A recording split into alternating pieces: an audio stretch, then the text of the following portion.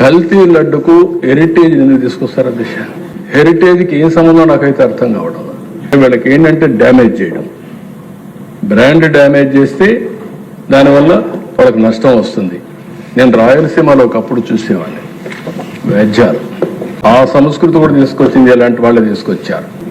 ఒక నేరస్తులు ఏ విధంగా చేస్తారు, ఇది ఒక ఎగ్జాంపుల్ అని చెప్పి మాత్రం నేను తెలియజేస్తున్నా. నీకంటే నేరస్తులు ఎవరైనా ఉంటారా? పసిపిల్లలు తినేటటువంటి పెరుగు, తాగేటటువంటి పాలల్లో కూడా ఏదైతే కల్తీ అమ్ముతున్నావే, నీకంటే కరుడుగట్టిన నేరస్తుడు ఎవరైనా ఉంటారా చంద్రబాబు నాయుడు గారు? ఫ్యాక్షన్ మనస్తత్వంతో హెరిటేజ్పై ఆరోపణలు చేస్తున్నారా? ఫ్యాక్షన్ మనస్తత్వంతో నీ హెరిటేజ్ అనేది ఒక కల్తీ కంపెనీ, నీ హెరిటేజ్ అనేది ఒక కల్తీ.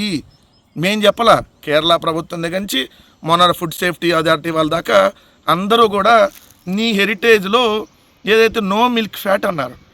మరి నో మిల్క్ ఫ్యాట్ అంటే యానిమల్ ఫ్యాటు, బాత్రూమ్ యాసిడ్ అంటే మీరు చెప్పిన దాన్ని బట్టే. ఎందుకంటే మీకు బాగా అలవాటు కదా, మీకు బాగా అలవాటు కదా చంద్రబాబు నాయుడు గారు.